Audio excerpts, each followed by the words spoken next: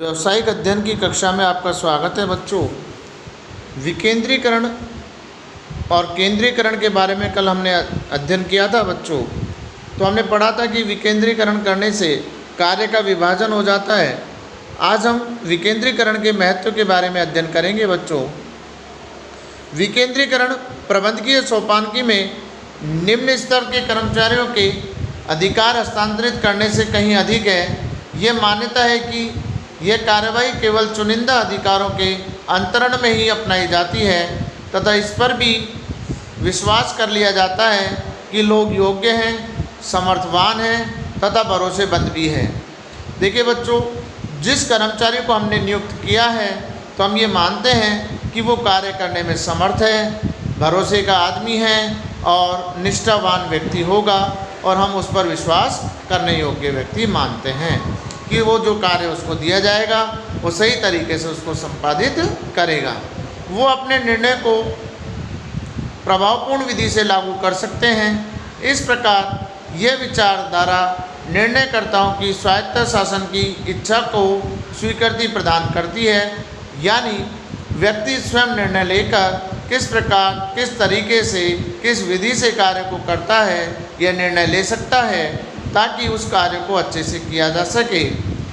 तथापि यह आवश्यक है कि प्रबंधक इस बात का ध्यान रखे कि निर्णयों का चुनाव इस प्रकार किया जाए कि कौन कौन से निर्णय ऐसे हैं जिन्हें निम्न स्तर तक स्थानांतरित किया जाए तथा कौन कौन से निर्णय हैं जिन्हें उच्च स्तर पर ही रखा जाए। अर्थात अधिकार अंतरण तथा विकेंद्रीकरण में आपसी अंतर्भेदों की सारणी द्वारा प्रतिपादित किया गया है। यानी एक क्रम निर्धारित कर ले बच्चों कि प्रबंधक ये तय करें कि निर्णय किस प्रकार लिए जाएंगे, कौन कौन से निर्णय निम्न स्तर के को हस्तांतरित होंगे और कौन से उच्च स्तर पर लिए जाएंगे। इसका निर्धारण पहले से ही हो जाना चाहिए और एक सूची में उल्लेखित हो जाए। विकेंद्रीकरण एक आधारभूत कदम है जिसके महत्व को निम्नलिखित बिंदुओं से समझा जा सकता है। अधीनस्थों के पहल भावना का विकास। विकेंद्रीकरण अधीनस्थों में आत्मविश्वास तथा भरोसे की भावना को जागृत करता है बच्चों, क्योंकि वो अपने निर्णय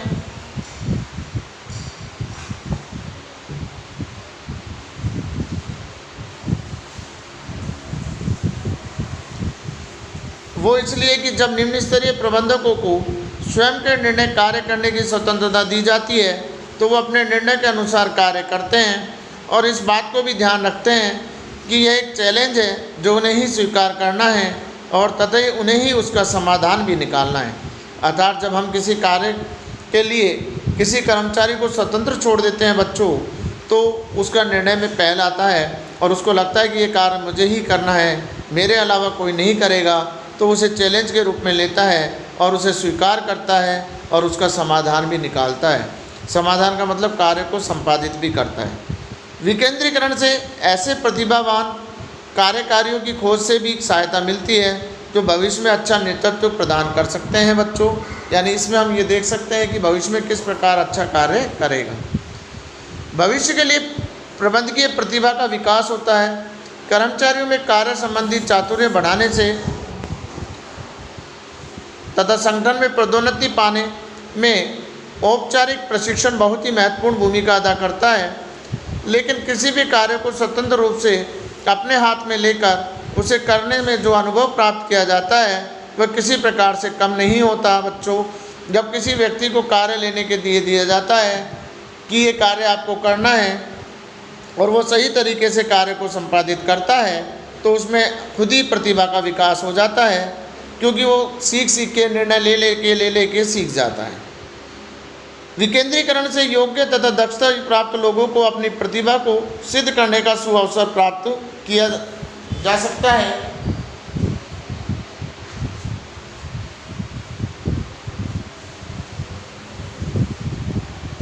जिससे कि भविष्य में पदोन्नति देकर अधिक जटिल कार्यों को पूरा करने के लिए नियुक्त किया जाए।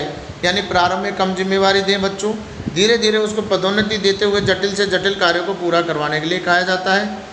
इस प्रकार एक प्रबंधकीय शिक्षा का एक माध्यम है तथा प्रशिक्षित व्यक्तियों को अपने जीवन में विभिन्न प्रकार की अवस्थाओं में अपने व्यक्तित्व को उपयोग में लाने का सुअवसर देता है। इसी प्रकार अगला आता है बच्चों शीघ्र निर्णय। प्रबंध सोपान की संप्रेषणा श्रृंखला के रूप में देखा जा सकता है। केंद्रीकृत संगठन में सूचनाओं का प्रवाह धीमा होता है क्योंकि प्रत्येक निर्णय उच्च पदस्थ अधिकारियों द्वारा लिया जाता है और उसे कई स्तरों से गुजरना होता है और इसकी प्रतिक्रिया में भी समय लगता है और इसके निर्णय लेने की गति भी धीमी हो जाती है बच्चों। यानी हर कार्य प्रबंधक करेंगे तो उनको कार्य को बेटा करने में समय लगेगा, लेकिन अपने कार्य को नीचे व्यक्तियों को सौंप दिया तो वो कार्य स्वयं हो जाएगा और जल्दी वो निर्णय ले पाएगा, जिससे कि लंबी अवधि नहीं लगेगी। तथा एक संस्थान में गतिशीलता संचालन गतिविधियों को अपनाना कठिन होता है। इसके विपरीत केंद्रीकरण में निर्णय कार्य स्थल पर ही लिए जाते हैं तथा उच्च अधिकारियों या अन्य स्तरों से किसी प्रकार की अनुमति या स्वीकृति की आवश्यकता नहीं होती है बच्चों। वो खुद ही अपने स्तर पर निर्णय ले सकते हैं, तो निर्णय लेने में जल्दी हो जाती है, काम जल्दी हो जाता है। अतः प्रक्रिया अधिक गतिशीलता होती है। गतिशीलता का मतलब शीघ्र होती है। विकेंद्रीकरण में सूचनाओं को लंबे रास्ते से नहीं गुजरना पड़ता, अतः उनके विकृत होने की संभावना कम हो जाती है। शीर्ष प्रबंध को राहत होती है बच्चों। अगला महत्व, इससे अधीनस्थ कर्मचारियों के क्रियाकलापों के प्रत्यक्ष रूप से पर्यवेक्षण आदि से उच्च अधिकारियों को राहत मिल जाती है, क्योंकि वे अपने कार्य को निर्धारित सीमाओं के अंदर जो उच्च अधिकारियों द्वारा निर्धारित की जाती हैं कार्य करते हैं। प्रत्यक्ष निरीक्षण के स्थान पर नियंत्रण की अन्य विधियां जैसे विनियोग पर आय का निर्धारण आदि अपनाई जाती हैं। यानी प्रबंधक को छोटे छोटे कार्यों से सहायता मिल जाती है बच्चों।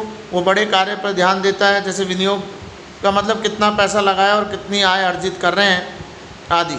विकेंद्रीकरण में शीर्ष प्रबंधक के लिए अन्य महत्वपूर्ण कामों को करने के लिए अधिक समय मिल जाता है, जिससे वो अधिक महत्वपूर्ण नीतियाँ तथा संचालन संबंधी निर्णयों को अच्छी तरह से लेते हैं। वास्तव में विकेंद्रीकरण सर्वोत्तम है जब निम्न स्तरीय प्रबंधक द्वारा लिए गए निर्णयों के निरीक्षण की आवश्यकता कम होती है। अगला आता है बच्चों विकास को सरल बनाता है। विकेंद्रीकरण निम्न स्तरीय प्रबंधकों द्वारा प्रभागीय अथवा विभागीय मुख्य अधिकारियों को महानतम स्वायत्तता प्रदान करता है। इस प्रकार उन्हें अपने विभागों के अनुकूल सर्वोत्तम विधि से कार्य करने का सुअवसर देता है बच्चों। यानी व्यक्ति स्वयं अपने विवेक से अपने निर्णय से कार्य करता है। जब आप देखिएगा, जब उसको स्वयं निर्णय लेना होता है तो वो अधिक कार्य कुशलता से कार्य को संपादित करता है। परिणाम स्वरूप प्रत्येक विभाग द्वारा सर्वोत्तम कार्य करने की प्रवृत्ति को प्रोत्साहन मिलने से उत्पादन में वृद्धि होती है तथा संगठन को अधिक लाभ कमाने की स्थिति में होता है। आगे चलकर लाभ से आसानी से संगठन का विस्तार किया जा सकता है बच्चों। यानी इसमें बड़े स्तर पर कार्य किया जाता है, सही प्रकार से कार्य किया जाता है और आसानी से व्यवसाय का संचालन हो जाता है, तो आगे भविष्य में विस्तार की संभावनाएं बढ़ जाती हैं। श्रेष्ठ नियंत्रण होता है बच्चों। विकेंद्रीकरण से प्रत्येक स्तर पर कार्य निष्पादन के मूल्यांकन का अवसर मिलता है, जिससे प्रत्येक विभाग व्यक्तिगत रूप से उनके परिणामों के लिए जवाबदेह बनाया जा सकता है। संगठन के उद्देश्यों की उपलब्धि किस सीमा तक हुई या समस्त उद्देश्यों को प्राप्त करने में प्रत्येक विभाग कितना सफल हो पाया, इसका निर्णय लिया जा सकता है। यानी ये देखा जा सकता है कि बच्चों कौन से विभाग ने कितना काम किया और वो कहाँ तक इस कार्य को करने में सफल रहा। सभी स्तरों पर प्रतिपुष्टि द्वारा भिन्नताओं का विश्लेषण करने तथा सुधारने की सहायता मिलती है। विकेंद्रीकरण से निष्पादन की जवाबदेही एक बड़ी चुनौती है। इस चुनौती का सामना करने के लिए संतुलन अंक कार्ड तथा प्रबंध सूचना विधि आदि श्रेष्ठ नियंत्रण विधियों का आविष्कार हुआ।